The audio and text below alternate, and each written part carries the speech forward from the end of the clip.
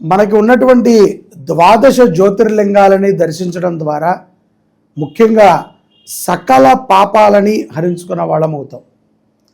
ప్రతి జ్యోతిర్లింగ క్షేత్రము కూడా ఒక అద్భుతమైనటువంటి దివ్యధామం. ఇందులో ఎటువంటి సందేహం లేదు.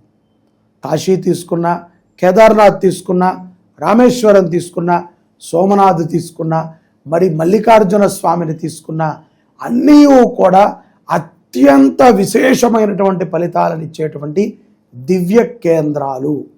ఇందులో ఎటువంటి సందేహము ఎవరము పెట్టుకోకర్లా. అది భక్తి ఉన్నా భక్తి లేకపోయినా, గౌరవం ఉన్నా గౌరవం లేకపోయినా, ఎటువంటి స్థితిలోనైనా సరే శివుడిని మనము స్మరణ చేస్తే ఓం మల్లికార్జునాయ నమః, ఓం కేదారనాథాయ నమః అని అటువంటి ఆ యొక్క ద్వాదశ జ్యోతిర్లింగ నామాలని స్మరిస్తే అత్యంత పుణ్యం. ఆ పుణ్యము వెల కట్టలేనిది. అలాగే ఆ పుణ్యము మనకి, మన పిల్లలకి, మన కుటుంబానికి ఎంతో సత్ఫలితాలను ఇస్తుంది.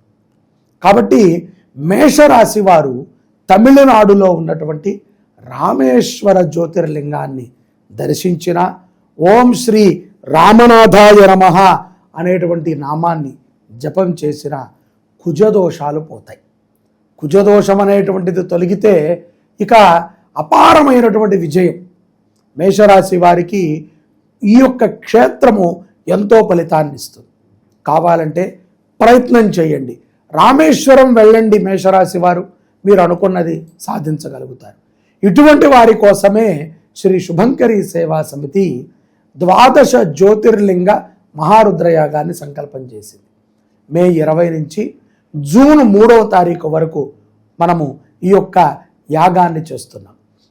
ఈ యొక్క రామేశ్వర క్షేత్రములో కూడా జూన్ 3వ తారీఖు మనము పార్థివం అంటే మట్టితో 365 శివలింగాలను చేసి అక్కడ అర్చిస్తాం. రుద్రహోమాన్ని చేస్తాం. మృత్యుంజయ జపాన్ని మనము పఠనం చేస్తాం. ఇలాంటి కార్యక్రమాలు మేషరాశి వారు పాల్గొనటం ద్వారా మీరు అధికస్య అధికం ఫలం.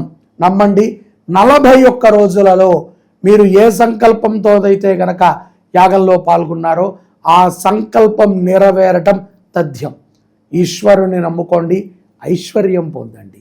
జై శుభంకరి. ఓం నమః శివాయ.